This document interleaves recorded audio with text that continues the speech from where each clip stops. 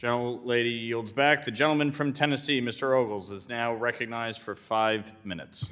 Thank you, Mr. Chairman. Ma'am, thank you for being here all day, and apologize for the disruption with votes, but that's, I guess, part of the gig on both our parts, right? Par for the course. When I think about, obviously we're here to talk about housing, which obviously there's a correlation with the economy, and I think about the challenges facing our economy as a whole, whether it's inflationary pressures which have impacted rents and affordability for that new home buyer in particular, immigration, as we've seen, and what it's done to economies across the country, and then just in general the spending in the economy as a whole.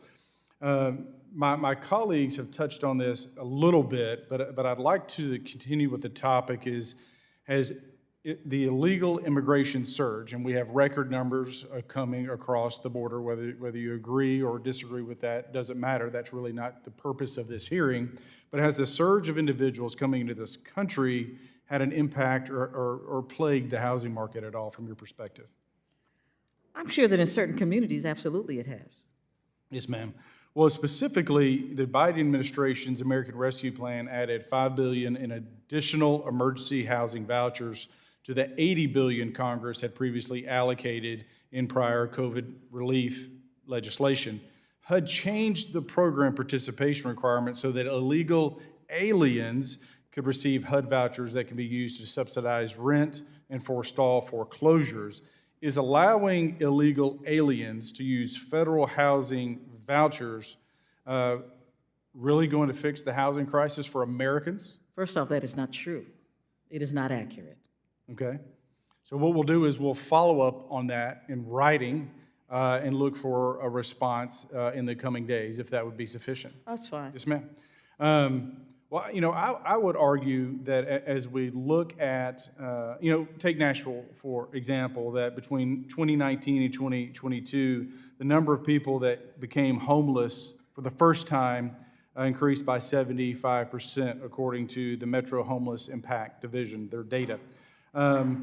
If there's a are you seeing, or do you feel that your agency under your watch is prioritizing illegals over Americans? We do not. If we can point out where that's happening, what are you going to do about it? If it is happening, we're going to do what is necessary to follow the law, which specifically says that we cannot do it. All right, very good. So your own record saying that the law states illegals cannot get said vouchers. It doesn't say it that exact way, but it does say that we cannot serve. All right, sure, yes. Paraphrasing. And then you are committed to correcting it if we find that that is the case. Yes. I appreciate that. So I want to jump topics.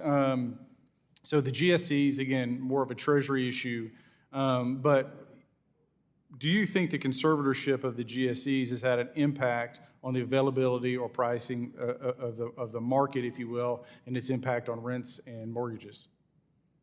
Well, no, I really can't speak that much to, because I don't spend a lot of time evaluating what the GSEs are doing, but I do not believe so. Yes, ma'am. Well, if the GSEs were privatized, and they had access to more private capital, which they then could in turn lend, would that not be part of the solution? Not a silver bullet, but a part of the solution in fixing the housing crisis as we look forward to the economy? I would say that since Congress is who actually created the GSEs, it should be Congress to make that decision, not me. Well, so I'm not asking you to make a decision. As secretary, who is someone who's looking and analyzing the data on the housing market, what I've suggested or asked is if Congress were to take said action and you were to see an increase in privatization with the GSEs, more available capital on the market. I think I'll quote loosely my colleague Torres. He said, part of the solution for the crisis is more homes. So if you have the GSEs providing capital into the market, would that not be part of the solution? The GSEs right now have about $6 trillion. They have plenty to put resources into the market.